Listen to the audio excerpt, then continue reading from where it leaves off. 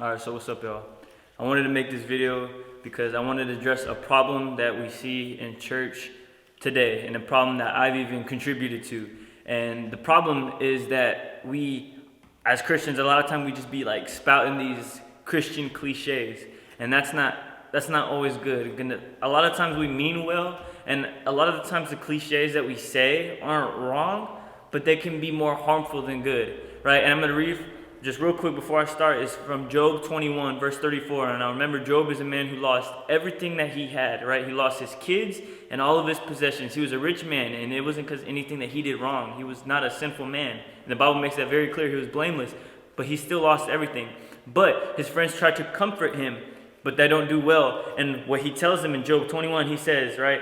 Read ESV, he says, "How then will you comfort me with empty nothings? There's nothing left of your answers but falsehood," right? Because they were trying to tell him it must have been something that you did. Because God is just, it must have been something that you did that you're suffering. And he's saying, I've done nothing. Quit saying all these things. If you read NLT, it'll even say, "How can your empty cliches comfort me? All your explanations are lies." So I'm using this to back up what I'm about to say, that Christian cliches aren't always good. And so what am I talking about, right? What cliches? I would say stuff like God got you, right? You see somebody who's struggling, somebody who's in pain, and you'll say, God got you. God is in control. God is sovereign. And it's not that those are wrong, because those aren't wrong. But to people that are suffering, that's not always the best thing to say. That's not the wise thing to say. And other things we say are, everything happens for a reason, right? Or God is going to use this to refine you, right? And this is something that I've been guilty of. And even like this past Sunday, I literally preached about God's refining fire. And what I said was that God's testing, that God doesn't test us so that he can learn something, right? God is all knowing. He knows how we're going to react.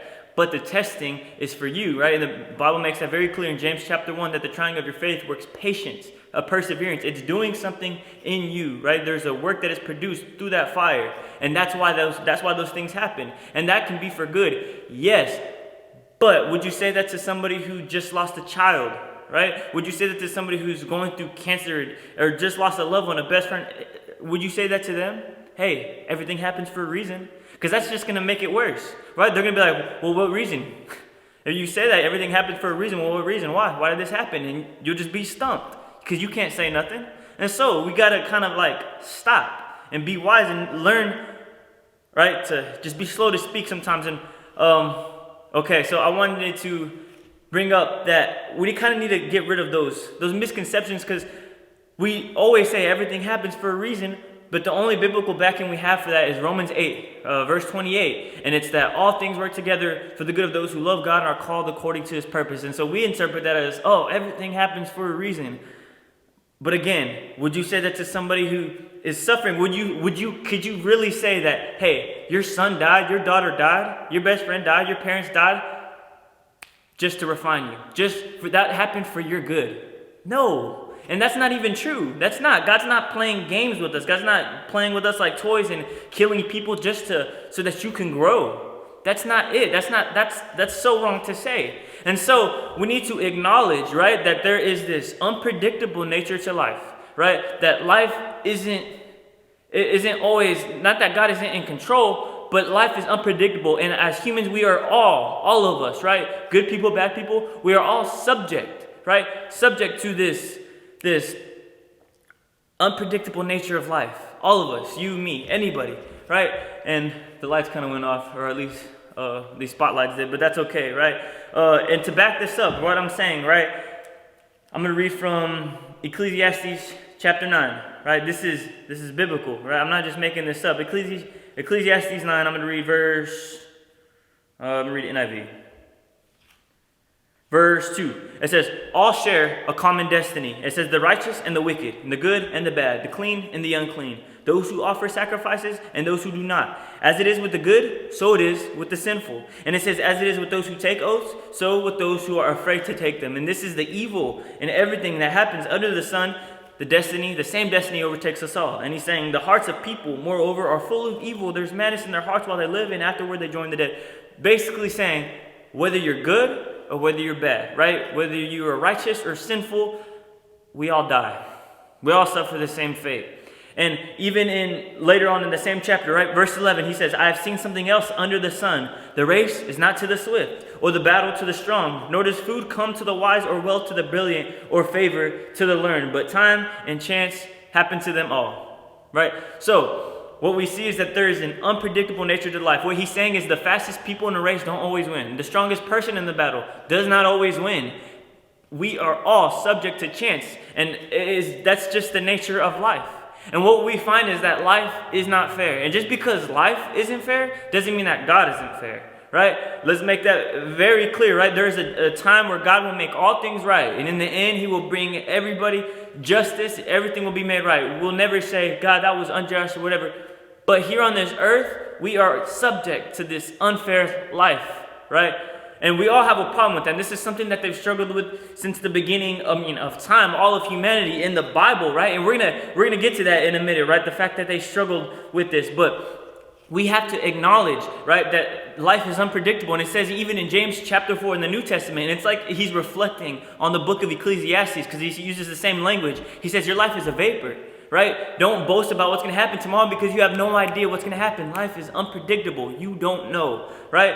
And so one thing we see in the book of Ecclesiastes is that he's like, one thing that we can kind of get from this is that, so what's the point?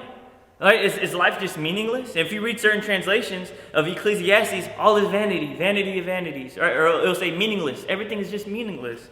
It has this very like nihilistic outlook on life, and you can kind of see why when you look at the world. And that's what Solomon did. That's who wrote, or who's the book of Ecclesiastes is attributed to. It's to Solomon, and he's just reflecting on everything that he's seeing. I'm seeing good people suffer and bad people do well. How?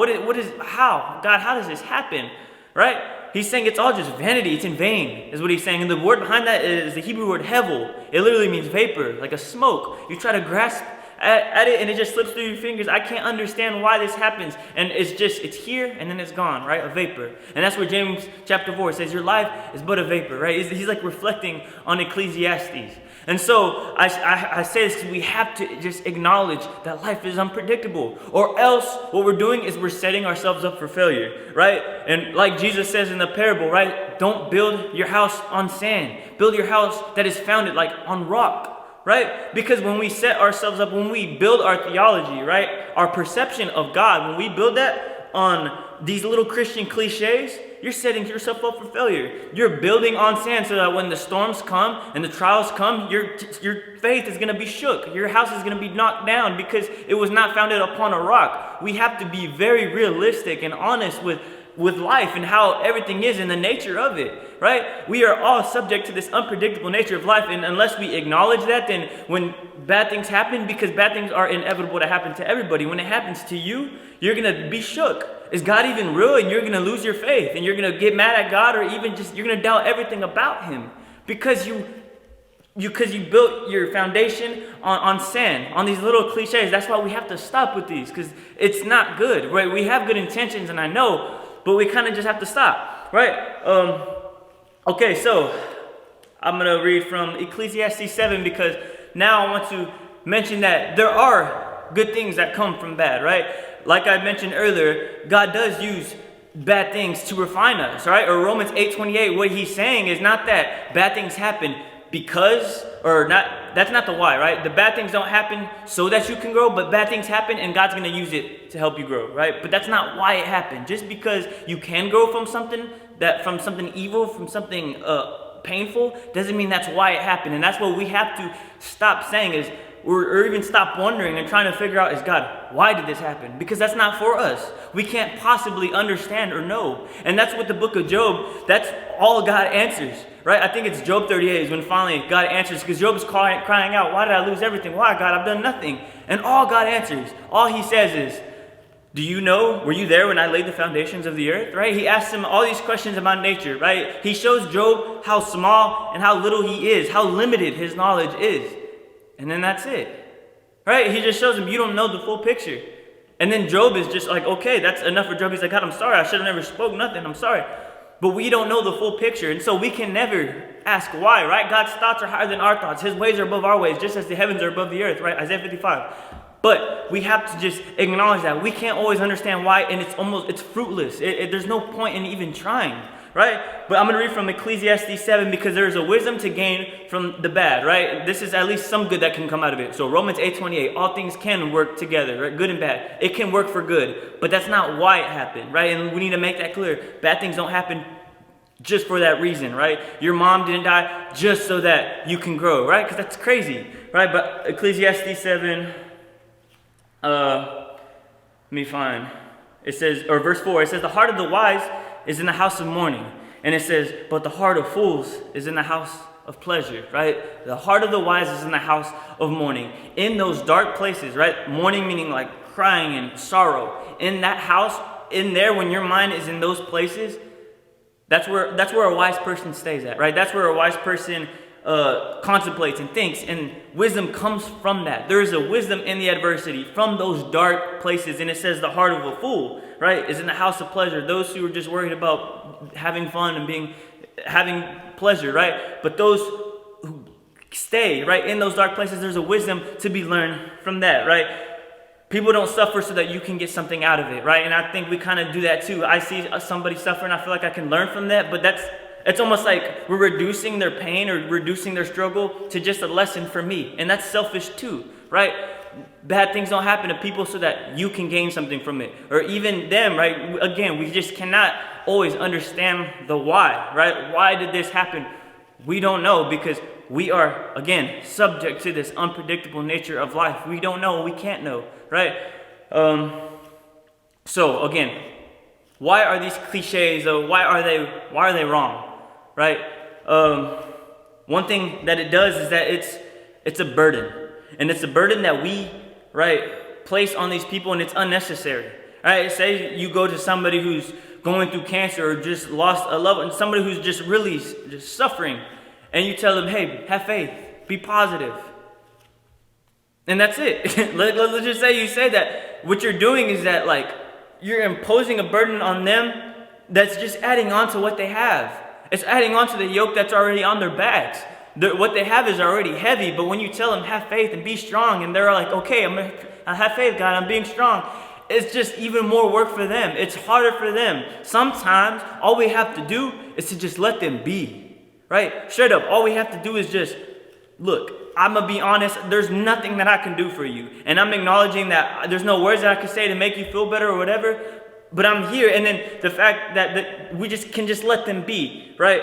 Just let them be. And I remember there's this time with my mom, when my mom was going through cancer, right? Me and my sister were the only ones at the house, right? I was about 13, 14, and my sister was about 16, 17 or whatever. But my mom had cancer, and my mom is the strongest woman I know, right? And I saw her, right, while she was going through this, she was the weakest that I've seen her, right? Physically and even spiritually. And spiritually, my mom is so full of faith. But in this time, I saw her down, right? Down bad. I remember there's times that it was hard to hear, but she would literally tell me and my sister, like guys, just pray God takes me. Please, like, this pain is too much, and it's just every day. And then my mom went through that for a long time, right? Just the pain is too much. I just can't take this. Just please pray God takes me. And one thing that me and my sister learned is that we just didn't fight her. Like, we weren't like, no, Mom, stop saying that, blah, blah, blah. We just sucked it up. We were like, okay, Mom. Okay, I mean, there's times we build her up, have faith, Mom, no, like, God, Mom, God, it's okay. But we never showed our emotion because we realized that we had to be her rock. While she was down, we realized that we had to be strong for her, right? And the fact is that we just had to let her be. And we realized that we just had to let her be. And sometimes we try to be like, Mom, have faith. And she would argue like, no, God, I just want to go. Like, and we would just be like, okay, like, we would just stop. Just don't fight it. And just let people be, right? It lifts that burden of that, like, they just have to put up this front, that they have to be strong, right? They don't owe it to anybody, right? They don't owe anybody a better version of themselves. Sometimes we have to just let people be, right? And so, even when we do this, what we can do, right, is harmful because, again, right, it's a yoke and it's a burden, and we make them even feel like, hey, because you're not being joyful right now, because you're not showing the fruits of the Spirit, love, joy, peace, whatever, because you're not having that right now, are you really like a Christian? Or are you must be a bad Christian, you must not be a real Christian or something if you're not having these fruits. It can put these questions in their mind. Am I a real Christian if I'm not having peace right now, even though I'm struggling? No, right? Of course not. That's not That's not right. So we shouldn't always do that to them, right? Because we can make people feel like that when we put that burden on them, that we impose a yoke that wasn't for them, right? We just have to let people be. And so, again, what can we do to help them? And I kind of mentioned it earlier, is that sometimes all we have to do is just be there, right? Let them be, but then just be there. The Bible says in Galatians chapter 6 to carry each other's burdens. It says in Romans to rejoice with those who rejoice and then weep with those who weep. Sometimes the best thing that we can do is just like, hey man, again, I don't know, I can't do anything for you, and you know that, right? But I'm just here for you, bro, and not just sending them a text, hey, bro, I'm here for you, whatever. No, but actually being there, and then if they're suffering, like, bro, I'm gonna suffer with you. I'm here, right? You're not alone in this, and sometimes that can just make the world of a difference, right? Hey, I don't like seeing you in this dark place, bro. Let's go out. Let's go get something to eat. Get out of this place, bro. You're in a dark place to talk. Come on, come out. No. Get out of this, right? This is not good. Come on. All right, let's go get whatever, ice cream, whatever.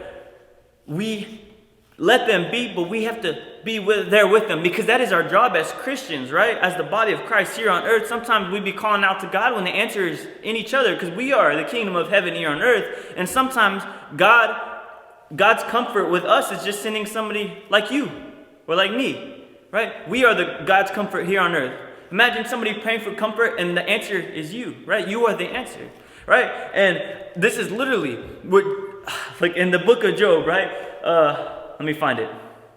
In Job chapter 2, this is the best thing that Job could have received, and that's what he did. Like, okay, his friends come and they ended up talking to him a lot or whatever, and then Job gets mad. And that's why I read Job 21. He's like, stop saying all these empty cliches, right? Quit telling me this crap, right? But in Job chapter 2, they did do right. In chapter 2, verse 11, it says, now when Job's three friends first, right, this is when they first heard of all the evil that had come upon him, they came each from his own place. Eliphaz, whatever, Zophar, whatever. They made an appointment together to come show him sympathy and to comfort him, right? And when they saw him from a distance, they did not recognize him. And they raised their voices and wept, and they tore their robes and sprinkled dust on their heads toward heaven, right? That was the way of mourning. And it says, and they sat with him on the ground. They just sat with him 7 days and 7 nights, and no one spoke a word to him, for they saw that his suffering was very great, because remember, he lost everything. And so right here, they do the right thing, straight up, right? They messed up when they started talking. And that's what the whole message of this video is sometimes we should just shut up, right? Be slow to speak. Stop talking. Like what they do is they're just with him for 7 days, 7 nights. They said no one said a word, right? Because they realized how great his suffering was. They messed up when they started speaking, when they opened their mouths. Sometimes the best thing that we can do is to just be there with them, right? And so there's only like so much that we can do, right? But one thing that we have to do is, let's say we're the ones struggling, is that we have to be real, right? And especially if you're a Christian and you go to church, it is your job. Like you should, I mean, not just like it's your job, but you should have the ability to just be vulnerable with the congregation, right? With your brothers and sisters, right? Because that's what the church is for, right? Again, right? We're the kingdom of heaven here on earth. That's what we're supposed to do. But if you're putting up this front and you're hiding your struggles or whatever, then how is anybody going to know you're struggling? We're supposed to be vulnerable, be open, be human, right? Without being vulnerable, how is anybody going to come and help you or to help edify you, right? We have to just be real. And I see sometimes, like as Christians, sometimes we just be all so like giddy or peppy. And I see people like that, and even me, like I'd be thinking like, man, when people are always like that, like I get it if you're happy all the time, that's good. But sometimes when that's all that you've ever seen, it's like, bro, do they even go through things? And it almost seems like it's fake, because it's like, it almost seems like there's no substance behind them. And I really be thinking like, man, are they like human? Like, do they not struggle? And I can only imagine how atheists look at us, right? When we trying to be like all peppy and like all strong and I'm being a light. And yes, that's good. But all the time, like there's a time where we can be, right, open. We can be, it says in Ecclesiastes 3, there's a time for everything. There's a time to weep. There's a time where we can just be vulnerable, be open. And that's good, because that leaves space open for you to be held. But even it shows your humanity, and people like that. People appreciate that. Even as a Christian among atheists, the fact that you're like that, and if you even being open about your doubts or open about anything, right? They respect that. People respect that honesty and being genuine. And so even just, it's a good thing to be open and be genuine with others. And now I want to transition, right? Because of course, there's only so much that we can do as people to help people who are suffering. But then with God, what do we do with God, right? And it's the same answers that we can go to God and be open and be vulnerable. And this sounds very obvious, right? And this sounds like just a classic preacher line, a classic preacher cliche, right? But it's true. Because one thing that we find out when we go through pain is, who do we call on? Right? When I get mad or whatever, I think when people get mad, I don't do this, but like when people get mad, they can just be like, oh, I'm gonna call my friend. I need a vent, right? I have a phone right here. I don't know why I did that. But they could be like, I need a vent. Hey, bro, guess what happened? Like it's easy to do that. Who do you call when you get hurt or when you go through problems, when you have pain? Do you go to friends? Do you go to people to vent? Or do you go to like alcohol to drink to numb the pain, or weed? I need to just let my mind go. This is too much. I'm going through too much right now. Who do we go to, right? One thing that's what gets revealed in our pain is, who do you run to? And so as Christians especially, we have to realize that we know we have to go to God. And one thing that we know is that we have to be real with Him, and even to be mad at God, right? And that can make people uncomfortable. And even to Christians, they're going to say, wait, wasn't Job counted righteous? Wasn't he good because he didn't curse God? And I'm not saying to curse God, but you can be mad at God, right? You have that ability to be mad at God. And I wouldn't even phrase it like that. How I would phrase it is more so to be mad with God, right? Because when we think of be mad at God, we don't like that, because we think of how it is with relationships, right? Or friendships. I get mad at you and it creates this division between us, this chasm, right? And our relationship is severed. And I'm not saying that, not at all, right? When we get mad at God, it's not like that. We shouldn't get mad at God and just run away, right? No. You getting mad at God is more like I said, we should rephrase it to be mad with God, because God, I'm mad at you, but I'm still here, and I'm going to you about it, right? And the fact that I go to God is me acknowledging that He's the only one who can help me. He's the only one who can get me through this, right? Isn't that what that's doing? I'm acknowledging, God, that you're the only one who can help me, right? In Psalm 121, He says, I lift my eyes into the hills, right? Where does my help come from? My help comes from the Lord, right? The maker of the heavens and earth. In John 6, Peter tells Jesus, right? Jesus gives a hard message, and He says, are you going to leave too? Right? Because a lot of the disciples were leaving. A lot of His followers are leaving. And Jesus says, are y'all going to leave me too? He says that to the 12. And Peter says, Lord, to whom shall we go? Right? God, who else could I go to? You're the one that has the words of eternal life. And I say that too. In my struggles, I'd be so mad, and I'd be going to God. I'm like, God, I'm mad or whatever, but where else am I going to go? To whom else could I go? God, you're the only one who can help me. That's why I'm here, God. And that's what we should do. And God gives us the ability to go to Him and to be mad, right? And this might sound crazy, but if y'all reading the Bible, there's many times in the Bible where God opens up. He invites us to do this, to get mad, and even to be raw, to be mad with Him. You read Psalm 22 and they're very real. Go read through the Psalms, man. You read Psalm 22. My God, why hast thou forsaken me? If you read Psalm 44, God, why do you sleep? Why do you reject us? Right? Wake up. Where are you? Right? That's all throughout the Psalms. You read, okay, and it gets even darker. It gets even more raw. And these are people who are in pain. In Psalm, I believe it's 137, they say, blessed is the one who dashes, right, your babies upon the rocks, their heads on the rocks. And it's a very violent image, and you read that and you're like, that's in the Bible? And yes, it is. But it's a people, it's the nation of Israel, right? Crying out to God, like, God, please, like, they're just calling out curses because they had that happen to them.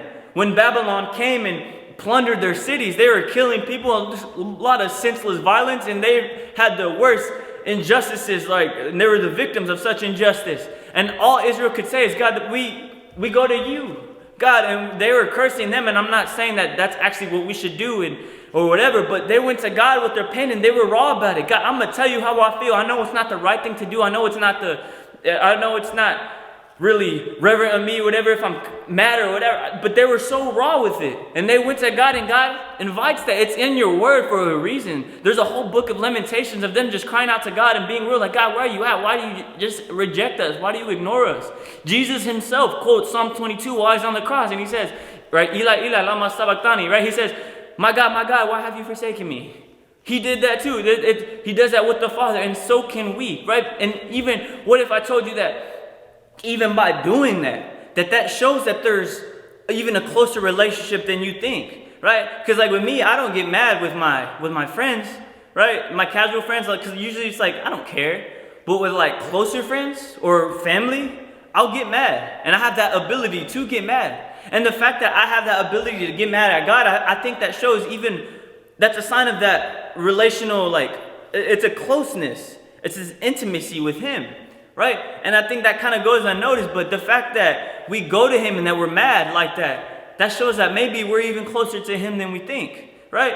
And even the fact that as Christians and like atheists, everybody, we all get mad. Everybody gets mad at the injustices, and we all are like, God, what the heck? Why? Why does this happen? And atheists, that's one of the most common arguments against God, is the problem of evil. If God is so good, loving, and powerful, why do bad things happen?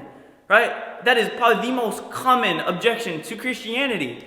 And then I'm not even going to try to tackle that in this video, but I'm just saying, it's the fact that we all have that grievance towards God maybe even shows that we're even closer to the heart of God than we think.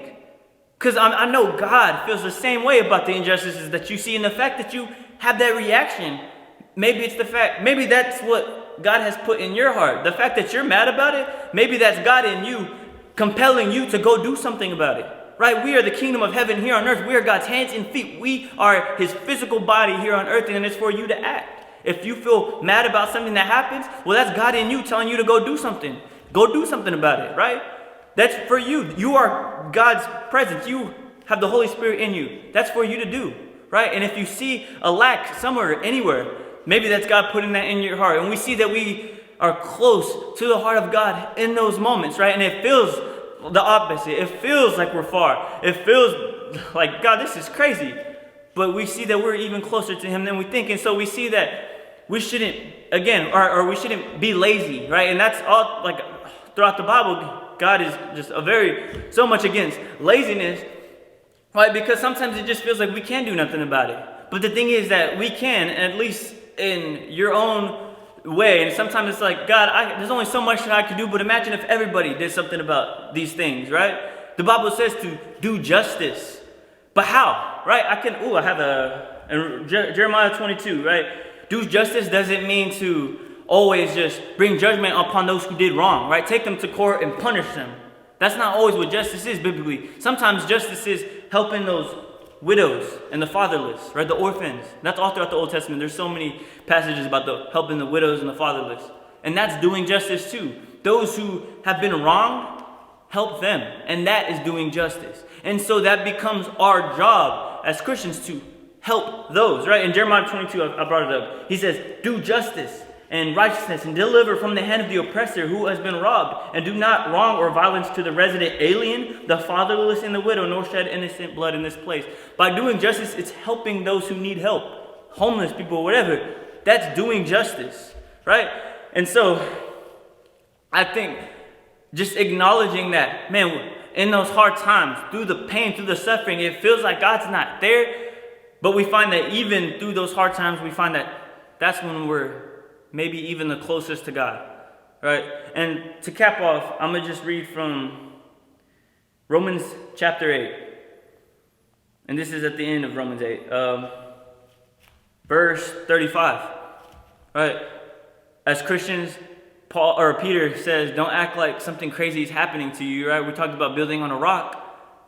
Acknowledge that bad things happen, and God didn't warn us about this, right? But Romans 8:35, he says, who shall separate us from the love of Christ? Shall tribulation or distress or persecution or famine or nakedness or danger or sword?